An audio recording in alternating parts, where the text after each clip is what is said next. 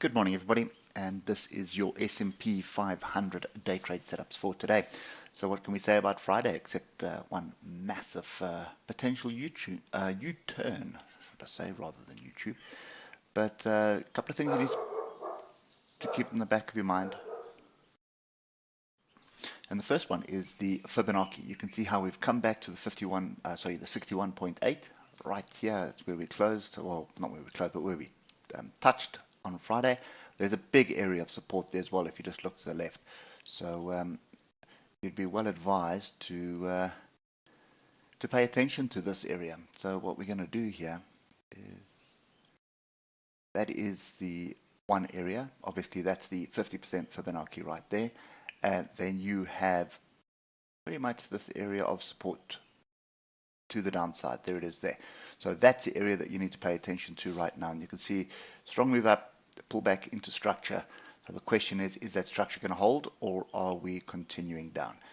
Ultimately, for us to get a U-turn on the 8-hour chart, we need to get above this high here, which is at 3,800 or 3,808. That would be the right area.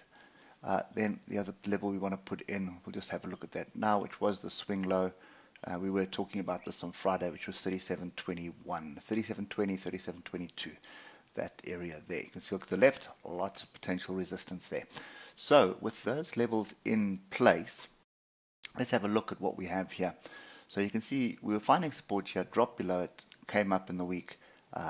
Oscillators group to the upside. We had a rejection of that area there, and would have taken out a few people because a couple of people would have been trading that pin bar there.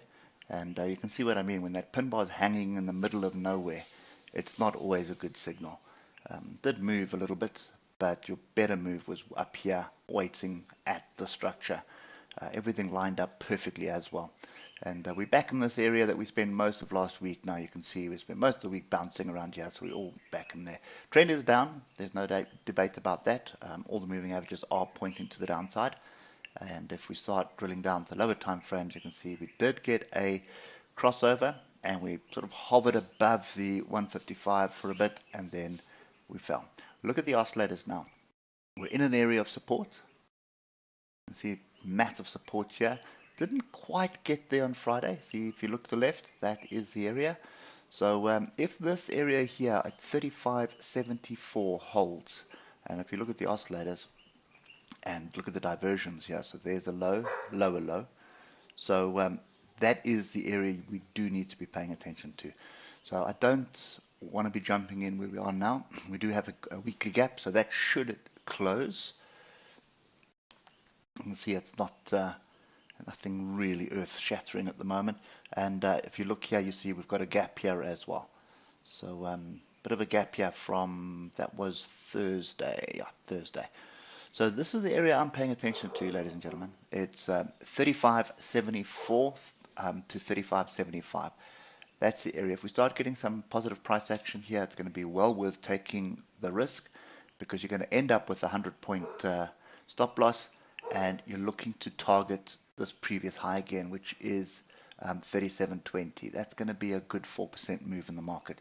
So pay very, very close attention to this, because that's pretty much what I think is going to play out.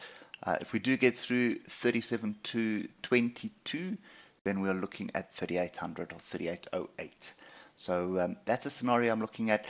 If we start dropping below this zone and we reject this zone, so in other words, drop below pin bar, inside bar, engulfing bar, off here with some 15-minute oscillators grouping to the upside, then I would be looking to trade this to the downside. But the bigger picture here on the hour is we're pretty much in a massive range, and I don't trust what I'm seeing here. The other thing that you need to bear in mind is the daily is completely confused. So big up, big down, big confusion. So anything can happen. So we can sort of swing into a green bar to the up, and then tomorrow red bar down until we get out of the confusion. This diversions on the daily as well is something which I'm keeping my eye on, because there's something brewing. And obviously we are going to start hitting some decent earnings this week. Well, when I say decent earnings, some large market cap stocks. So we'll probably have little if there are good earnings, you have a little temporary bounce, and then the market will settle back into the doom and gloom of where we are at the moment. Anyway, that's kind of my view at the moment. Those are the extreme levels that we need to look out for, but I would be interested in seeing if we can get a buying opportunity here just for a revisit to something higher up.